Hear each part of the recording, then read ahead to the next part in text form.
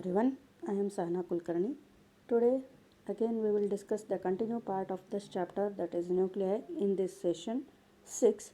So in this case first we will discuss regarding what is alpha decay. So what is alpha decay means? Alpha decay, it is a process in which the nucleus that will continuously or spontaneously decays by emitting an alpha particle. So continuously decay means it will continuously emit the alpha particle, that we can call it as it is a alpha decay. So whenever a nucleus decays with the emission of alpha particle is nothing but our helium nucleus, then the product nucleus, or we can call it as the daughter nucleus, which has atomic number 2 less and the mass number is 4 less than the initial atom or the parent nucleus, you can see. So just example you can take here. And generally we can write it as it is ZXA or XZA. This is what the common parent nucleus. Whenever it will undergoes the alpha decay, that is emission of alpha particle, at that time the daughter nucleus or the product, whenever you are getting that product, will be which is having the atomic number less by 2 and the mass number less by 4 that of the original one. So here you can just observe why you have given it as Z minus 2 and A minus 4. So atomic number that will be less by 2 and mass number is less by 4 than the original one, plus it will emit the alpha particle, that is nothing but our helium nucleus, that is 2He4 plus Q. What is this Q? Q is nothing but the amount of energy, how much it will be released. That Q value we will discuss further here. So here where X is the parent nucleus and Y is the daughter nucleus and 2He4 is the alpha particle and Q is the energy which is liberated in this reaction and which is same as the mass defect, and that value is known as the Q value of the nuclear reaction. So just to remember, in this case the alpha decay means it is a process in which the particles or the nucleus that will continuously emit the alpha particle, and whenever you are getting the product, that the daughter nucleus, that will be less by 2 in atomic number and less by 4 in the mass number. So this is regarding the alpha decay. Next we will discuss regarding what is the Q value, that is Q value of nuclear reaction, or we can say it is a disintegration per decay. It is nothing but the difference between the initial mass energy and the total mass energy of the decay products is known as the value of reaction or the Q value of nuclear reaction.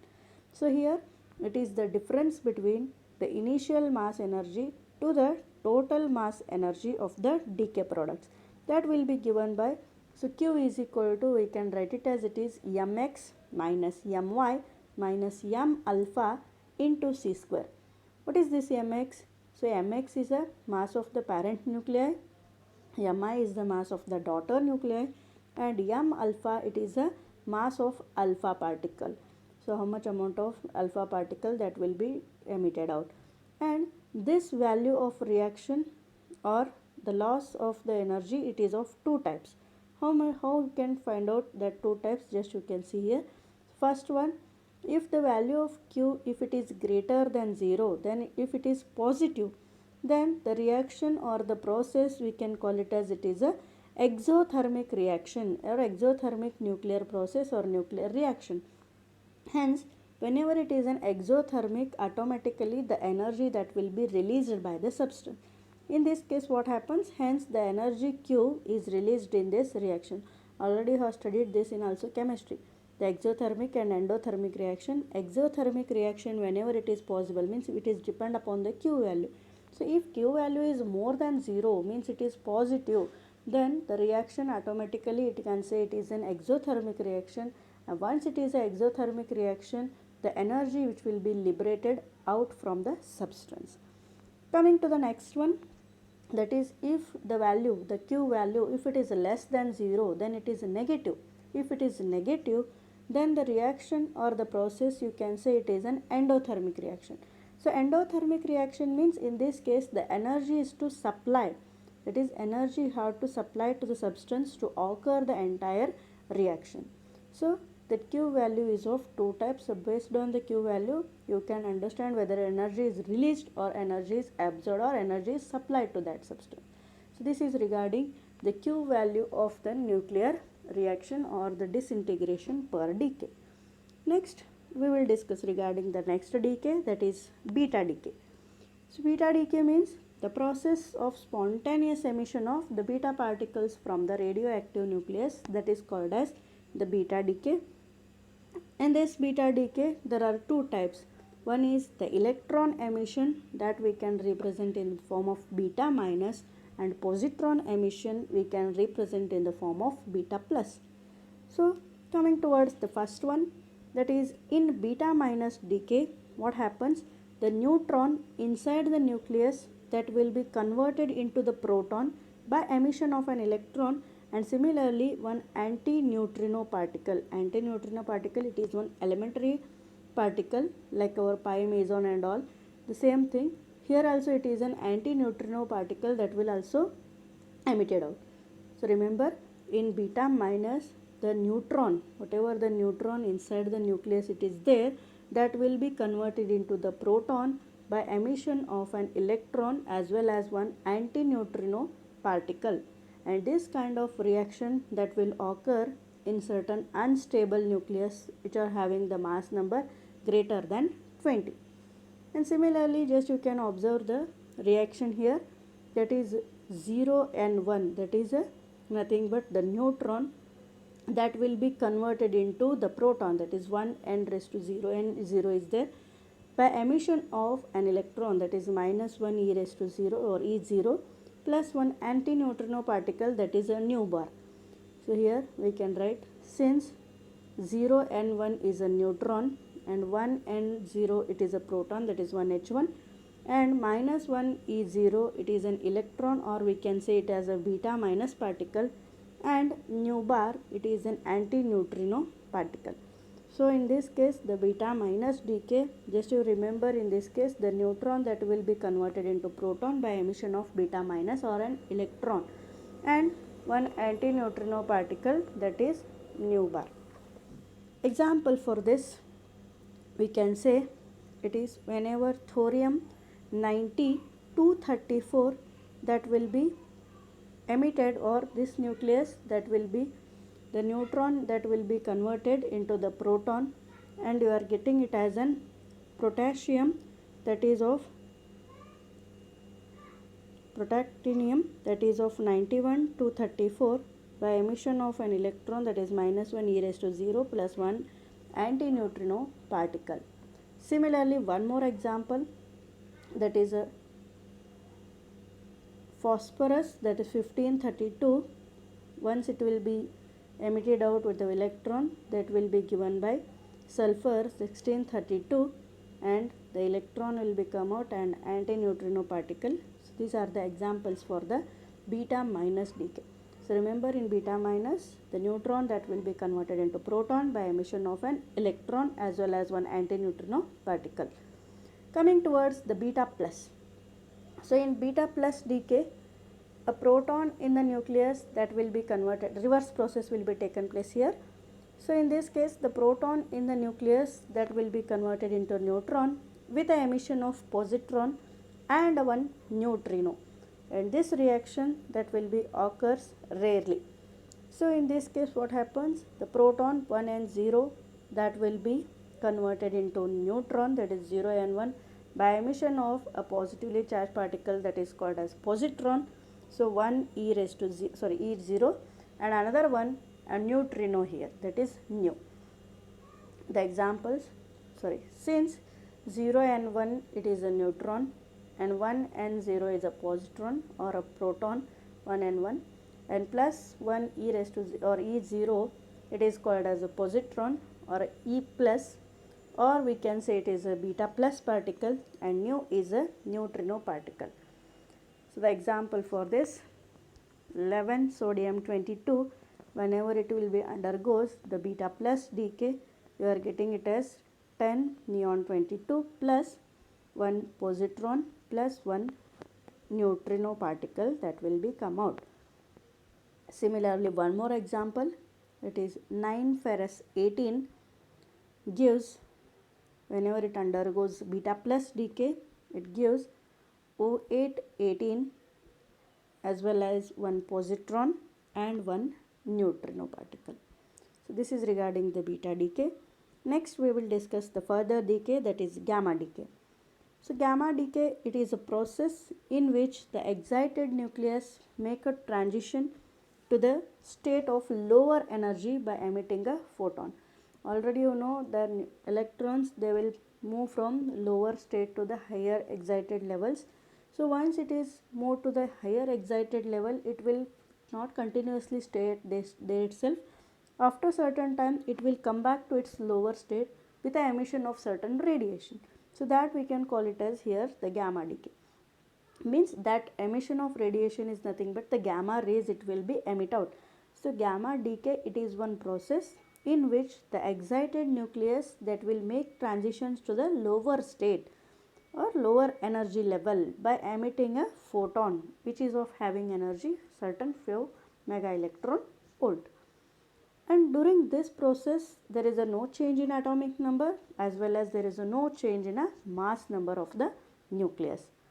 And the radiation which are emitted during this gamma decay, which is having a frequency higher than the X-rays, and it is called as the gamma rays. Whatever the emitted rays are there, they are called as the gamma rays. That is, we can say the gamma rays, the energy, the photon energy, already we know, you can write it as it is h nu. So h nu is equal to, we can write it as it is E1 minus E0. E1 means the higher excited level, minus E0 means the ground level, the lower level energy. So E1 minus E0, so whenever an electron that comes from higher to the lower or excited state to the lower ground state, whenever it will come out, it will emit certain energy or the radiation. That radiation itself we can call it as a photon. That photon is nothing but the gamma ray here. Thus the gamma rays are emitted by the daughter nucleus. So it is the emission after the emission of alpha as well as the beta particle. A common example for this is cobalt, that is cobalt 2760, which is used in the treatment of the cancer. So when this cobalt 2760 that will decays by emitting an electron, and the product nucleus that will be formed, that is 28 nickel 60, which is in the excited state. So this is regarding the gamma decay. And next we will discuss what is our nuclear energy. So nuclear energy means the energy which is obtained from the conversion of the nuclear mass, that is known as the nuclear energy. And next we will discuss regarding the nuclear fission. Already you know regarding the nuclear fission. Nuclear fission is the process in which the nucleus of an atom of heavy element that will be splits up into two or more nuclei of comparable masses with a release of large amount of energy. So whenever a heavy nucleus that will be split up into two components or two lighter nuclei, and the large amount of energy will be liberated, that we can call it as a nuclear fission. The example for this, generally we can write, if uranium 92-235 is bombarded with a thermal neutron. Thermal neutron means it is called as slow neutrons. An unstable compound nucleus, that is 92 uranium 236 is formed, and the nucleus which is undergoes the fission, and this splitting up of the fragments, they are formed rapidly emit the three neutrons between them and leaving behind 58 barium 144 141 and krypton 3692 as a fission fragment. So whenever this can be written in the form of the reaction now, that is uranium 92 235, whenever it were treating with or whenever it is bombarded with a thermal neutron. Thermal neutron means the slow neutron, that is 0 and 1. So then the process undergoes and you are getting it as an uranium 92 236. So this uranium 92 236, now it will be used as a used for the fission purpose, and this will be split up into the two nuclei, that is barium as well as the krypton, by emitting continuously the three neutrons, that is barium 56 141 as well as the krypton 3692 and 3 neutrons it will be liberated, and the large amount of energy that will be liberated in this process. So this is the example for our nuclear fission. Generally we can write this, and in this reaction a mass defect of 0.23 unit, that is atomic mass unit, occurs, and this is equivalent to about 200 mega electron volt of energy. So during each fission of uranium 92 235, 2 to 3 neutrons they are released on an average, and a large amount of energy that will be released. And the neutrons that are ejected during the fission may cause further fission, releasing the further more neutrons. See here, whatever 2 or 3 neutrons which are liberated, and the large amount of energy that is also liberated, and these neutrons whatever they released, they will be undergo the fission process by releasing further more neutrons, and this process that will be continuous, and the reaction becomes self-sustained or self-propagating, and this type of reaction we can call it as chain reaction. Means once 2 or 3 neutrons they will be emitted, and a large amount of energy also that will be liberated, as further these neutrons whatever they are rejected or ejected from the fission reaction, again they will undergoes the fission process with a further more neutrons, and this process that will be continuous, and this reaction becomes the self-sustained or self-propagating reaction. That is, you can call it as it is a chain reaction. Chain reaction means continue, so one after the other it will be continue, and this is called as the chain reaction. So there are two types of chain reaction again. One is controlled chain reaction and another one is uncontrolled chain reaction. What is controlled chain reaction? Just you'll see here. In this case what happens, the neutrons they are built up to certain level, and thereafter the number of fission producing the neutron it is kept constant. So controlled chain reaction means earlier the neutrons they will build up to certain level, and thereafter the number of fission that will be produced that is kept constant, that is continuously remains constant, and this reaction that is called as controlled chain reaction, and this is used in the nuclear reactor. Means how much amount of value that has to be, how much amount of certain level which is required, that much amount of value the neutrons first they have to build up to that level, and then after the entire fission process that will be kept constant. So this is called as controlled, and it is used in the nuclear reactors. Coming to the next one, that is uncontrolled chain reaction. In this case what happens, the number of neutrons that is allowed to multiply indefinitely, means continuously that will be going to increase. Here there will be no restriction made here. The number of neutrons they are allowed to multiply indefinitely by increasing the frequency of fission, and the entire energy that will be released in a very short interval of time, so that resulting into the violent explosion. So in this case what happens, there is a no control on the neutron. The neutrons they will start to multiply rapidly, and with the help of the fission frequency they will multiply and they will develop the more amount, and the entire energy what happens that will be released in a very short interval of time. So this type of uncontrolled chain reaction we can use in the nuclear bombs. So this will be used in the violent explosion that will be get. And similarly the chain reaction may be sustained. The size of the fissionable material must have particular minimum value. That value is called as the critical size, at which what happens, the loss of neutron is exactly equal to the production of neutron. Fissionable materials means the materials that readily undergo the fission, they are called as the fissionable materials, or fissile materials also they will call. In this case what happens, the chain reaction may be sustained, means that will be continued or remained. If the size of fissionable material must have certain particular minimum value, that minimum value itself we can call it as the critical value. At this critical value what happens, the loss of neutron is exactly equal to the production of neutron. Whenever both the values are same, that value itself we can call it as the critical value, and In this case, the chain reaction will be sustained if it is having the critical value. The size of fissionable material must be equal to the critical value, then only the chain reaction will be sustained. And if the size is more than the critical value, then the chain reaction continues. On the other hand, the size is less than the critical value, the chain reaction will be terminates. Then the mass of fissionable material which is corresponding to the critical size is called as critical mass. Thus, critical mass, it is a minimum mass of fissionable material that is required for the fission chain reaction just to it is sustained. Similarly, the possibility of chain reaction is determined by the factor that is called as multiplication factor or the reproductive factor, that will be denoted by capital K.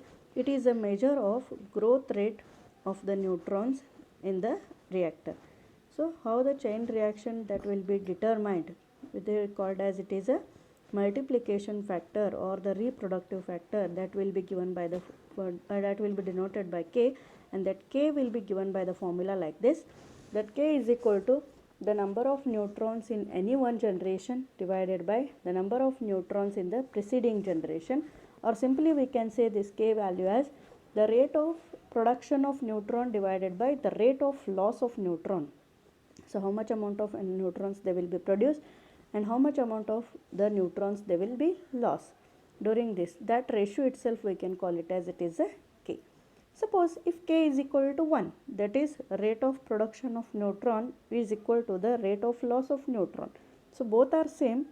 So, the K value is equal to 1, and then this is called as the mass of fissionable material, it is said to be critical, and the chain reaction will be sustained here.